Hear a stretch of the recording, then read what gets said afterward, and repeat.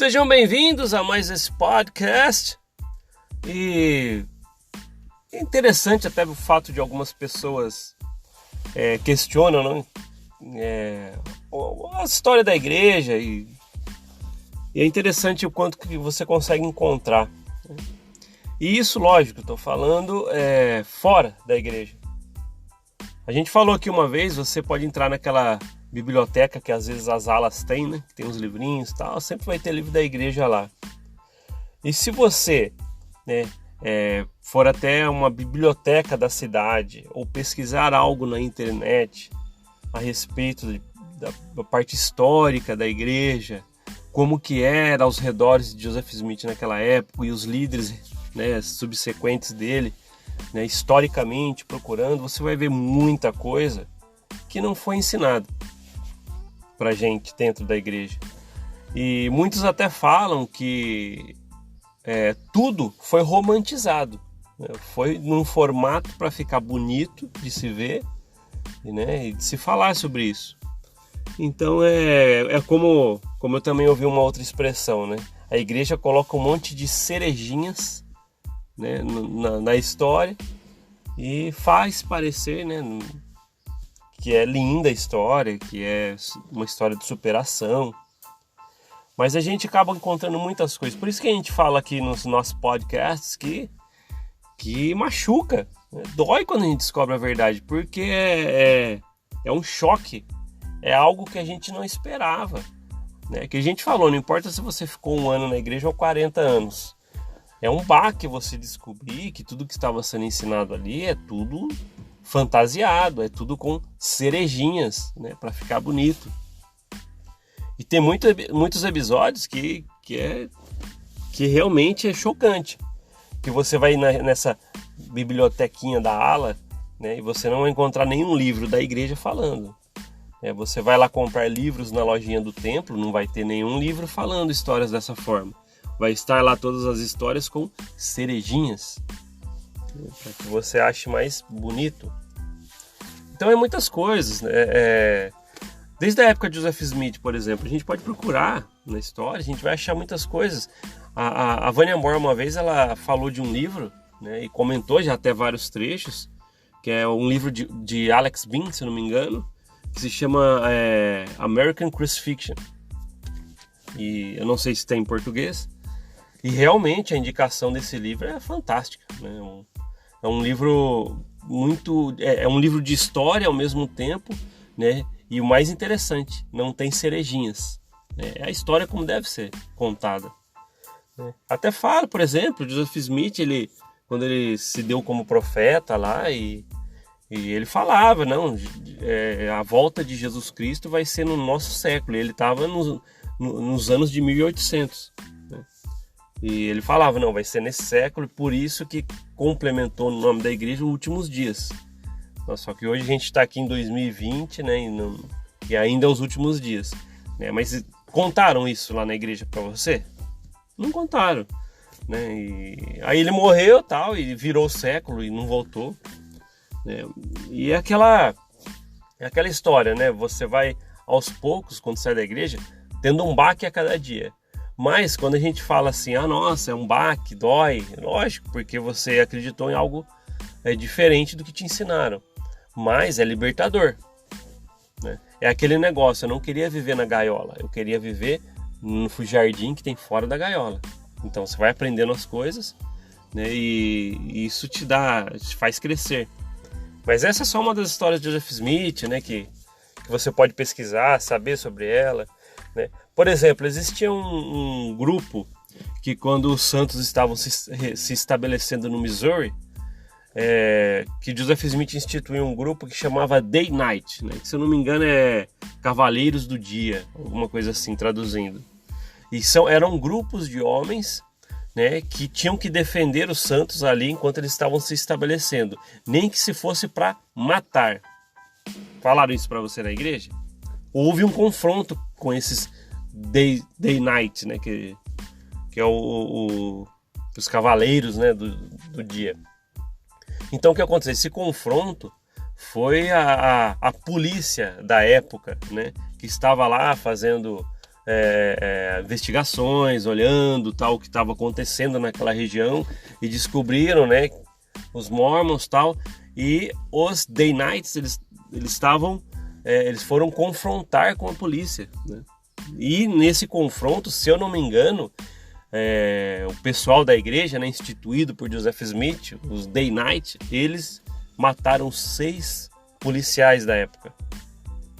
E isso repercutiu de uma forma que só foi uma bola de neve dali para frente, né? Então a gente vê que o povo da igreja não é como a gente esperava, né?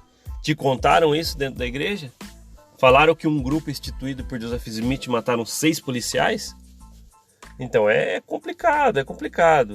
E tanto é que depois disso, né, o governador lá da época do estado, ele falou assim, peraí, por que eles atacaram e mataram nossos guardas, nossos policiais da época, né? Então aí o governador começou toda uma perseguição de investigação sobre isso, né? Então, quando a gente vai lá na igreja, a gente vê só a história diferente. Não sei o que aconteceu com os governantes da época, que eles queriam acabar com os Mormons. Mas falaram para você que quem que começou a história toda? Falaram que o pessoal que Joseph Smith instituiu para proteger, ele matou 6 pessoas da lei da época? Não falaram. Isso com certeza não te falaram. E não vai ter nenhum livrinho na biblioteca lá da sua ala falando sobre isso, né? Nem para você comprar nas lojas da igreja. Então é muito complicado, cara. Se a gente for ver lá desde a primeira visão, Joseph Smith, ele teve a primeira visão que todo mundo conhece, né? E hoje eu não tenho dúvida nenhuma que foi muito romantizado aquela história. Até pelo fato que não é falado pra gente, mas ele teve a visão, e se eu não me engano, depois de vários anos que ele falou dessa visão. Na igreja a gente aprende, não, ele teve a visão e foi contar imediatamente, né? E quando ele falou a primeira visão, se eu não me engano, existe 6, 7 ou 8, não sei direito aqui agora, versões da primeira visão. Ele contava para um grupo de pessoas uma maneira, depois ele contava para outra, tal, até que chegaram num bom senso de uma história legal para a primeira visão, que ficou muito bonita, né? Te contaram isso dentro da igreja? Não te contaram, né? Sugiro novamente para você aqui, livro de Alex Bean, American Crucifixion, tá bom? E eu não sei se tem em português, mas é um ótimo livro sim, que foi indicada primeiramente pela Vania Moore. E o próprio Brigham Young, na época, né? Sério, Brigham Young, vou falar do Brigham Young, o poderoso Brigham Young, tá? Sucessor de Joseph Smith. Ele deu uma declaração uma vez que você não vai encontrar nos livros da igreja, né? Ele falou assim, ó, né, se eu não me engano, vamos ver. Joseph tinha todas as fraquezas que um homem pode ter quando ele não tinha uma visão celestial, né? E aqui a gente pode ver a grandeza de detalhes que Brigham Young dá, porque ele viveu do lado de Joseph Smith. Ele não está imaginando como seria Joseph Smith, né? Então eu vou ler para vocês novamente o que Brigham Young falou de Joseph Smith. Joseph tinha todas as fraquezas que um homem pode ter quando ele não tinha uma visão celestial, quando ele era ele mesmo. Ponto. Então a gente sabe que Joseph Smith, ele tinha várias fraquezas, né? E só que são coisas que, se você parar para ir ver tudo, né, envolvendo a sua vida, muita coisa não é condizente, principalmente com o profeta, como ele se dizia, né? Procurar, por exemplo, teve a vez que ele e Emma, né, se eu não me engano, eles moravam num quarto que eles alugaram de um homem que tinha vários quartos para alugar para as pessoas. Ele morava com a Emma lá, já casado, e o dono de toda aquela pensão, ele pegou Joseph Smith, né, entre aspas, namorando, né, tendo relações com a filha dele, né?